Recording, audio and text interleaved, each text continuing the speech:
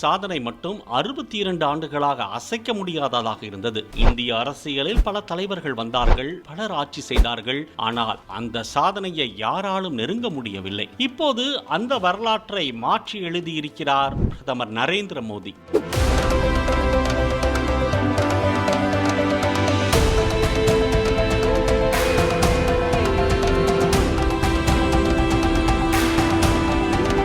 ஒருபுறம் சுதந்திர இந்தியாவின் கட்டமைப்பாளராக பார்க்கப்படும் ஜவஹர்லால் நேரு, மறுபுறம் 21ஆம் நூற்றாண்டின் இந்தியாவின் அரசியல் முகமாக மாறியுள்ள நரேந்திர மோடி. 2 காலகட்டங்கள், 2 தலைமுறைகள்.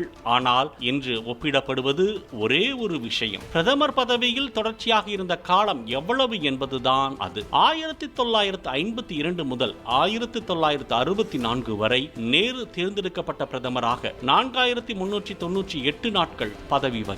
அது ஒரு மாபெரும் சாதனையாக பார்க்கப்பட்டது. ஆண்டுகள் ஓடின, அரசுகள் மாறின, பிரதமர்கள் மாறினார்கள், அந்த எண் மட்டும் மாறவில்லை. ஆனால் இன்றுடன் 4399 நாட்களை நிறைவு செய்து நீண்ட நாள் தொடர்ச்சியாக பதவி வகித்த பிரதமர் என்ற சரித்திரத்தை படைத்துள்ளார் மோடி.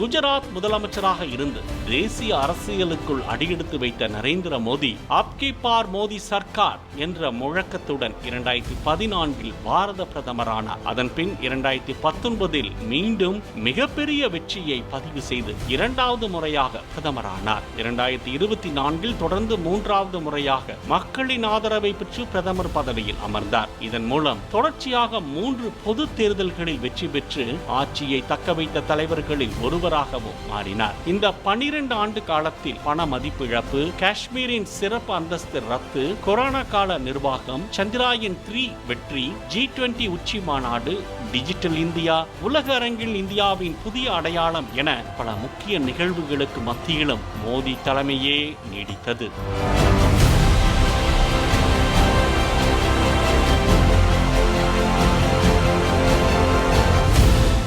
ஆதரவாளர்கள் இதை மக்களின் தொடர்ச்சியான நம்பிக்கைக்கான அங்கீகாரம் என்று கூறும் அதே நேரத்தில் எதிர்க்கட்சிகள் இந்த சாதனையை அரசியல் ரீதியாக வேறு கோணத்தில் விமர்சித்து வருகின்றன. ஆனால் வரலாற்றுக்கு இது ஒரு புதிய பதிவு. அரசியல் கருத்து வேறுபாடுகளை தாண்டி வரலாற்று பதிவில் மோடியின் பெயர் சரித்திர சாதனை என்பது மறுக்க முடியாத உண்மை. ஏனெனில் 1964 நேருவுடன் நிறுத்தப்பட்ட வரலாறு 2026 மோடியால் மீண்டும் எழுதப்பட்டிருக்கிறது. இந்திய அரசியல் வரலாற்றில் புதிய மைல்கல்லாக ஜூன் 10ஆம் தேதி பதிவு செய்யப்பட்டுள்ளது.